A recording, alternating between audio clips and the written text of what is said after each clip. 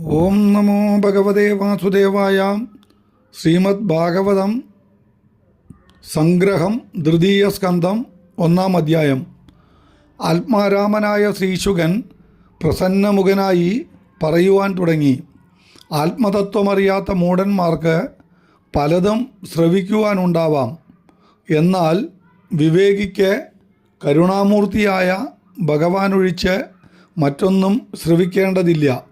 ഭഗവാൻ തന്നെ ശ്രോതവ്യൻ, ഭഗവാൻ തന്നെ കീർത്തിതവ്യൻ, ഭഗവാൻ തന്നെ സ്മർത്തവ്യൻ.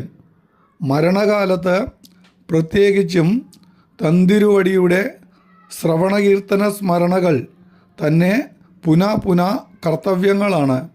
തന്തിരുവടിയുടെ മന്ദഹാസസുന്ദരമായ ശ്രീമുഖം തന്നെ നിരന്തരം ചിന്തിക്കുമ്പോൾ മനസ്സ് അനായാസേന കേവല സച്ചിദാനന്ദത്തിൽ തന്നെ ലയിക്കും.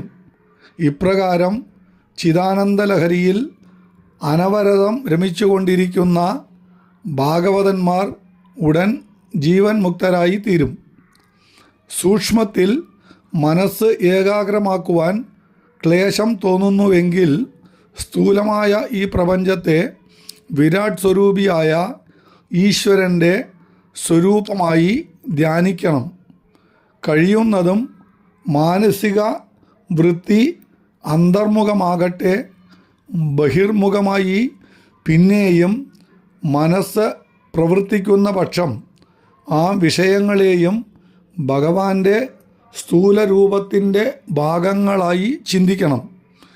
എല്ലാം അവിടുത്തെ സ്വരൂപം. ബാഹ്യമായാലും ആന്തരമായാലും സർവവസ്തുക്കളിലും അവിടുത്തെ ദർശിക്കണം. ഇതാണ് വിരാട് സ്വരൂപ വർണ്ണനയുടെ രഹസ്യം. 2-ാം അധ്യായം.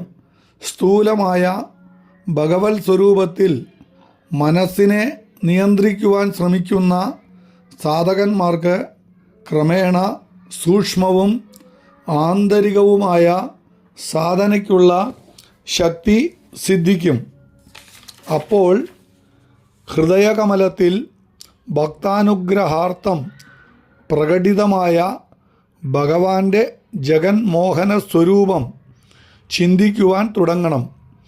അതിസുന്ദരമായ ശ്രീപാദം മുതൽ ധ്യാനം ആരംഭിക്കണം. മന്ദഹാസസുന്ദരമായ ശ്രീമുഖത്ത് എത്തിയാൽ അവിടെ തന്നെ മനസ്സിനെ നിർത്തുക. ഇതാണ് ധ്യാന സമ്പ്രദായം. ഇപ്രകാരമുള്ള സാധന കൊണ്ട് പ്രേമത്തിൻ്റെ പരമകാഷ്ഠയെയോ സാക്ഷാത്കാരത്തെയോ പ്രാപിച്ച് സാധകൻ ഇവിടെ വെച്ചു തന്നെ മുക്തനായി തീരുന്നു.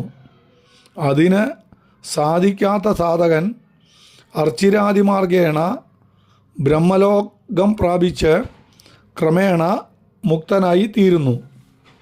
ഏതായാലും ആ കരുണാമൂർത്തിയിൽ പ്രേമം ഉണ്ടാക്കുവാൻ സഹായിക്കുന്ന മാർഗം ഏതോ അതുതന്നെയാണ് ശ്രേഷ്ഠം.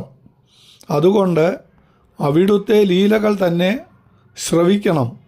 അവിടുത്തെ തിരുനാമങ്ങൾ തന്നെ ജപിക്കണം. അവിടുത്തെ ദിവ്യ മംഗള വിഗ്രഹം തന്നെ ധ്യാനിക്കണം. 3-ാം അധ്യായം. ക്ഷുദ്രകാമനയുള്ളവർ പരിച്ഛിന്നമൂർത്തികളെ ആരാധിക്കുന്നു. എന്നാൽ വിവേകി അപരിച്ഛിന്നാനന്ദസ്വരൂപനായ ഭഗവാനെ തന്നെ സർവാത്മന ശരണം പ്രാപിക്കുന്നു. സർവവും ആഗ്രഹിക്കുന്നവരും ഒന്നും ആഗ്രഹിക്കാത്തവരും ആ കാരുണ്യവാരിധിയെ തന്നെ ശരണം പ്രാപിക്കണം. ആ കരുണാമൂർത്തിയിൽ പ്രേമം സമ്പാദിക്കുകയാണ് സർവധർമ്മങ്ങളുടെയും പരമലക്ഷ്യം. ഭഗവത്ലീലകളുടെ ശ്രവണകീർത്തനങ്ങൾ കൂടാതെ കഴിച്ചുകൂട്ടുന്ന ഓരോ നിമിഷവും ജീവിതത്തെ വെറുതെ നശിപ്പിക്കുകയാണ് ചെയ്യുന്നത്. വൃക്ഷങ്ങൾ ജീവിക്കുന്നില്ലേ?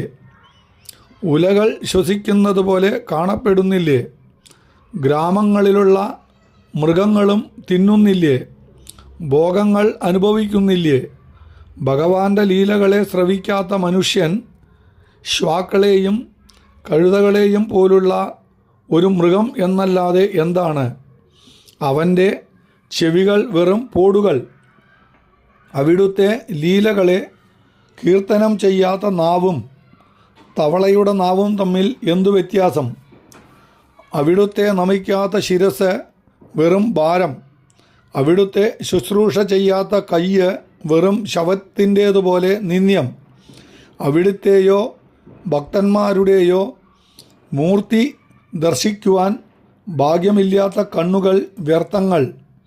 അവിടുത്തെ ലീലകളും തിരുനാമങ്ങളും ശ്രവിക്കുമ്പോഴും കീർത്തനം ചെയ്യുമ്പോഴും അലിയാത്ത ഹൃദയം തനി കല്ലാണ്.